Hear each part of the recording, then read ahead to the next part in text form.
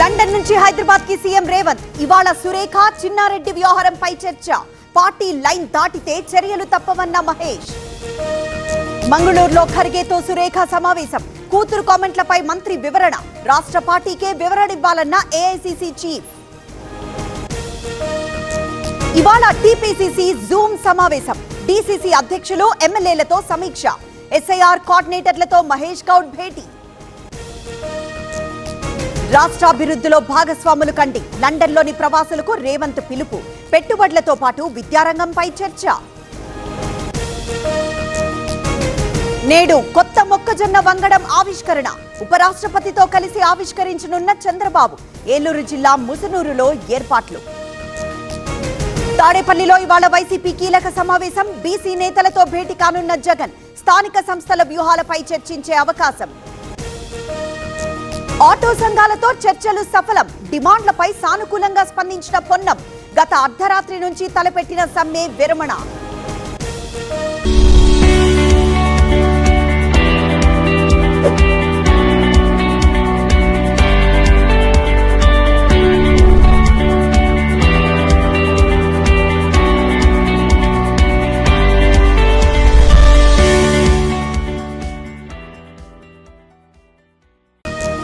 ఇవాటి బీజేపీ దీక్షకు అనుమతి నిరాకరణ. ఫీజు బకాయి, బీజేపీ లడాయి పేరుతో ఆందోళన. దీక్ష చేసి తీరుతామంటున్న రామచంద్రరావు. చిన్నారెడ్డి వివరణలో అన్ని అబద్దాలే. ఆయన వివరణతో సంతృప్తి చెందలేదన్న మేఘారెడ్డి. అనుచిత వ్యాఖ్యలపై చర్యలకి డిమాండ్. కాంగ్రెస్ 1000 రోజుల దగాపై సమరభేరి. సెప్టెంబర్ 2 నుంచి బీఆర్ఎస్ నిరసనలు. వైఫల్యాలను జనంలోకి తీసుకువెళ్లాలన్న కేటీఆర్. లిక్కర్ స్కామ్ లో కారుమూరి అరెస్ట్. కక్ష సాధింపు చర్యలన్న మాజీ మంత్రి. అక్రమ కేసులతో వేధిస్తున్నారన్న వైసీపీ నేతలు. పేదల భూములను 22A పెట్టారు. కమిషన్ల కోసం ప్రజల్ని ఇబ్బంది పెడుతున్నారు. ప్రభుత్వ ఆస్తుల్ని సైతం అమ్మేస్తున్నారన్న హరీష్.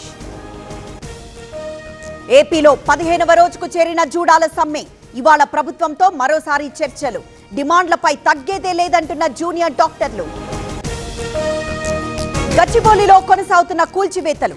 దెబ్బతిన్న భవనాన్ని తొలగిస్తున్న హైడ్రా. మొత్తం 5 బిల్డింగ్స్ కూల్చివేతకు నిర్ణయం. తిరుమలలో నేరాలు, అపచారాలు పెరిగాయి. 1000 క్వార్టర్ల బాటిల్స్ కొండపైకి వెళ్తున్నాయి. మద్యం కేసును తిరుపతికి మళ్లించారన్న భూమన. బందరు జనసేనలో విభేదాలు. మేయర్ అభ్యర్థిత్వంపై కొనసాగుతున్న రచ్చ. నడి రోడ్డుపై కొట్టుకున్న నేతలు. మీరట్ నుంచి కాకినాడకు సాదిక్ తరలింపు. ఉరి తీయాలని ఏఈ బంధువుల డిమాండ్. విచారించేందుకు సిద్ధమవుతున్న పోలీస్ టీం. ఖమ్మం జిల్లాలో అదృశ్యమైన బాలుడు సేఫ్. తప్పిపోయిన అమన్ను కాపాడిన యువకులు. పోలీసుల చొరవతో తల్లిదండ్రుల చెంతకు. కేపీహెచ్పీలో క్రికెట్ బెట్టింగ్ ముఠా గుట్టురట్టు. 3 అరెస్ట్, 30 లక్షలు సీజ్. ప్రాంక్ కాల్ తో బయటపడిన బండారం. సూరత్ లో తప్పిన భారీ ప్రాణ నష్టం. లోయలోకి ఒరిగిన బస్సు. క్షేమంగా బయటపడ్డ 59 మంది ప్రయాణికులు.